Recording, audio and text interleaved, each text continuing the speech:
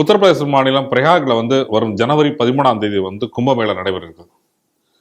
வழக்கமாக நடக்கிற கும்பமேளா காட்டில் இந்த கும்பமேளாவுக்கு ஒரு சிறப்பு மணிமகுடம் சொல்லலாம். என்னன்னு பார்த்தீங்கன்னா ஜனவரி 24ஆம் தேதி திரிவேணி சங்கமத்தில் 4 சங்கராச்சாரியர்களும் 13 அகோர அமைப்புகளும் கலந்து கொண்டு சனாதன வாரியம் ஒன்று அமைக்கப்பட வேண்டும், இந்துக்களுக்கு என்று சனாதன வாரியம் ஒன்று அமைக்கணும் அப்படின்னு மத்திய அரசு வலியுறுத்த போவதாகவும் அது குறித்து தீர்மானங்கள் ஏற்றப்படுவதாகவும் சொல்லியிருக்காங்க. அப்படி ஒரு செய்தி வந்திருக்கு. அதோட மேற்கொண்டு என்ன சொல்றாங்கன்னா, இந்துக்கள் சொத்துக்களை இந்துக்களை இந்து கோயிலின் சொத்துக்களை இந்துக்களை பராமரிக்கப்பட வேண்டும், கோயிலை விட்டு அரசாங்கம் வெளியேற வேண்டும், என்னென்ன சொத்துக்கள் என்ன இருக்கின்ற அதை பற்றி பராமரிப்பதும் முழுக்க முழுக்க இந்த சனாதன வாரியம் தான் பண்ணணும் அப்படின்னு சொல்லிட்டு தீர்மானம் ஏற்றப்படுவதாக ஒரு செய்தி வந்திருக்கு. இந்த செய்தி நீங்க எப்படி பாக்குறீங்க? ஒரு வரவேற்கக்கூடிய ஒரு செய்தி. வேத விஞ்ஞான ஆராய்ச்சி மையம் 20 ஆண்டுகளாக என்ன கோரிக்கையை இதுவரை வைத்திருந்ததோ, எதை சொல்லிக்கொண்டே இருந்தமோ அதை இன்று ஆச்சாரிய சபா நிறைவேற்றுவதாக இன்னைக்கு சொல்லியிருக்காங்க. ஆச்சாரியர்கள் இன்று அந்த கோரிக்கையை வைக்க போவதாக சொல்லியிருக்கிறார்கள். இது ரொம்ப நமக்கு அதாவது நம்ம இவ்வளோ நாள் நம்ம ஒரு வேலைகளை நம்ம செய்யும் பொழுது இன்னைக்கு இந்த மாதிரி ஒரு செய்தி வரும் பொழுது நமக்கு அது சந்தோஷத்தையும் கூட நம்ம இன்னும் இந்த வேலையை தீவிரப்படுத்தி நம்ம செய்ய வேண்டும் அப்படிங்கக்கூடிய ஒரு உத்வேகத்தை அளிக்கக்கூடிய ஒரு செய்தியாக இது நான் பார்க்கிறேன். காரணம் என்ன அப்படின்னு சொன்னா, இன்னைக்கு மைனாரிட்டி கமிஷன் அப்படின்னு சொல்லி ஒன்று வச்சுக்கிட்டு எதை வேணாலும் அவர்கள் சாதித்து கொள்ள முடியும் அப்படிங்கக்கூடிய ஒரு சூழ்நிலையில இன்னைக்கு பெரும்பான்மையாக இருக்கக்கூடிய மக்களின் குரலை கேட்பதற்கும் ஆள் கிடையாது. அந்த குரல் எங்கு கொண்டு ஒலிக்க வேண்டும் என்பதும் யாருக்கும் தெரியாது. அப்படித்தான் இருக்கு. இப்போ பாருங்க, ஒரு உதாரணத்துக்கு ஒன்று நான் சொல்றேன். சட்டத்திற்கு புறம்பாக ஒரு சர்ச் கட்டப்படுகிறது. அதன் மேல நடவடிக்கை எடுத்ததற்காக மைனாரிட்டி கமிஷன் அந்த காவல்துறை அவருக்கு ஃபைன் போடுகிறார்கள். அந்த போலீஸாருக்கு செய்தது பீட்டர் அல்போன்ஸ், அப்போ மைனாரிட்டி கமிஷனுடைய தலைவராக இருந்தார். ஒரு சட்டவிரோத செயலுக்கு எப்படி அங்கீகாரம் கிடைக்குதுன்னு பாருங்க. ஏன்னா மைனாரிட்டி கமிஷனுக்கு ஒரு கான்ஸ்டிடியூஷனல் பவர் இருக்கு. அதை வைத்துக்கொண்டு என்ன வேணா. அப்ப அந்த ஒரு விஷயத்தை வைத்துக்கொண்டு சட்டத்திற்கு புறம்பான விஷயங்கள்ல இவங்க அதுல கோரிக்கை வச்சு அதற்கான வேலைகளை இவர்கள் செய்து கொண்டு போகுதுங்கிறது ஒரு வாடிக்கை இருக்கு. அதற்கு இங்க இருக்கக்கூடிய அரசியல் கட்சிகள் அனைத்தும் ஆதரவு தெரிவிக்கின்றார்கள். அது எந்த கட்சியும் இதுக்கு விதிவிலக்கு இல்லை. ஏன்னா அவர்களை பொறுத்த வரைக்கும் அது ஒரு ஓட்டு வங்கி அப்படிதான் அதை பார்க்கிறார்கள். ஏன் இன்னைக்கு பிஜேபியில எடுத்துட்டா கூட ஒரு மைனாரிட்டி செல் அப்படின்னு ஒன்று இருக்கு. மெஜாரிட்டிக்கு உங்களுக்கு மெஜாரிட்டிங்கிற கேள்விக்கு இடமே இல்லாத மாதிரி தானே ஒரு சூழ்நிலை இருக்கிறது. இன்னைக்கு பாருங்க, நுபுர் சர்மா என்ன அதுல இருக்கோ, அந்த புத்தகத்தில் இருக்கோ அதை தான் பேசினாங்க. ஆனா அந்த நுபுர் சர்மாவுக்கு கோர்ட்டு முதற்கொண்டு உச்ச நீதிமன்றம் முதற்கொண்டு அவர் எல்லாரிடையும் மன்னிப்பு கேட்க வேண்டும், அதனால எல்லாமே போச்சு, நாட்டில் பதற்றத்தை ஏற்படுத்தினார் அப்படின்னு சொல்லி அவ்வளவு தூரம் பேசப்பட்டது. ஆனா இங்க சம்பந்தமே இல்லாம இந்து மத புத்தகங்கள் மீதும் இந்துக்கள் கடவுளர்கள் மீதும் அவமானப்படுத்தப்படுகிறது, இழிவுபடுத்தப்படுகிறது, இல்லாத கருத்துக்கள் எல்லாம் கூறப்படுகிறது. ஆனா அது அப்போ ஒரு இன்னும் சொல்ல போனா அந்த சனாதனத்தை ஒழிக்க வேண்டும்ங்கிற மாநாடு கூட போடப்படுகிறது. அதை பத்தி பேசவும் செய்கிறார்கள். அதனால் கொசு, டெங்கு, மலேரியாங்கிற அளவுக்கு அதை இழிவுபடுத்தி கொண்டிருக்கிறார்கள். ஆனா கோர்ட் ஒன்றும் சொல்றது தப்பு தான் அப்படின்னு சொல்லிட்டு பேசாம அமைதியாக வேடிக்கை பார்க்கிறது. அப்ப நீதிமன்றத்திலும் உங்களுடைய குரல் எழுக்காது.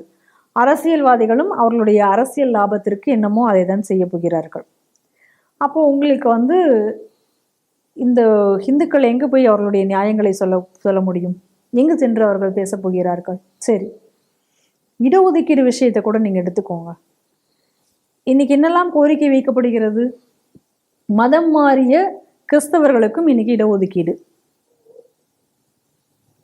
அவர்களுக்கும் அந்த சலுகை வேண்டும் என்று கேட்கிறோம். மதம் மாறிய முஸ்லிம்களுக்கும் அந்த சலுகை வேண்டும் என்ற கோரிக்கை. அதற்கு நாங்கள் செய்து தர தயார் என்று அரசியல்வாதிகள் பேச்சு. அப்ப உங்களுக்கு அந்த சாதாரணமான ஒரு சலுகை கொடுப்பதில் கூட உங்களுக்கு உங்களுடைய சலுகையை கூட இன்னைக்கு தட்டி படிக்கப்படுகிறது. அப்போ அந்த பிற்படுத்தப்பட்ட சமுதாயத்திற்கு அவன் ஹிந்துவாக இருந்தால் அவனுக்கு வந்து ஒரு இடஒதுக்கீடு கூட அவனுக்கு கிடைக்காது அப்படிங்கக்கூடிய ஒரு சூழ்நிலை. அவனுடைய இடஒதுக்கீடும் தட்டி பறிக்கப்படும் அப்படிங்கிற ஒரு சூழ்நிலை. நீ ஸ்கூல் நடத்தணுமா? ஹிந்துவா இருந்து ஒருத்தன் ஸ்கூல் நடத்தினா அவனுக்கு எத்தனை சட்டங்கள்.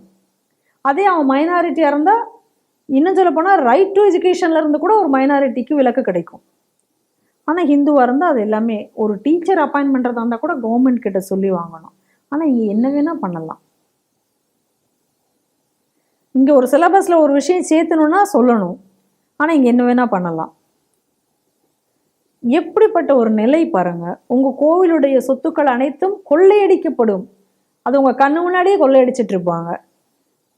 ஆனால் அதை கேட்பதற்கு இங்கே ஆள் கிடையாது. ஆனால் அதே நேரத்தில் சர்ச்சினுடைய சொத்துக்களில் ஊழல் நடைபெறும். அந்த ஊழல்னால வெட்டிட்டு இருப்பாங்க. அதனால பல வன்முறை சம்பவங்கள் கூட நடந்துட்டு இருக்கும். ஆனால் அரசாங்கம் தட்டி கேட்காது. அரசாங்கம் அது உள்ள போகாது. இன்னொரு பக்கம் வக்ஃப் வாரியத்திலிருந்து எல்லா சொத்துக்களும் எங்களுடைய சொத்துக்கள் தான் துலுக்கம் ஒரு பக்கம் கிளைம் பண்ணுவான். ஒரு ஊரையே எங்களோட சொத்து, கோவிலே எங்களோட சொத்துல தான் இருக்குன்னு கிளைம் பண்ணுவான். ஆனால் அதை இந்த மாதிரி அவன் அநியாயமாக கேட்குறானே, போய் கேட்பதற்கோ சொல்வதற்கோ உங்களுக்கு எந்த ஃபோரமும் கிடையாது. அப்போ இன்னைக்கு நான் துன்புறுத்தப்படுகிறேன், என்னுடைய அடையாளங்கள் அழிக்கப்படுகின்றன அப்படின்னு நான் போய் சொல்வதற்கோ புலம்புவதற்கோ அழுவதற்கான இடமோ எனக்கு கிடையாது இன்னைக்கு. ஆனால் இங்கே ஒரு மைனாரிட்டி கமிஷன் இருக்கும். அந்த மைனாரிட்டி கமிஷன் சார்பாக எல்லாத்தையும் சட்டத்திற்கு புறம்பாக செய்வார்கள்.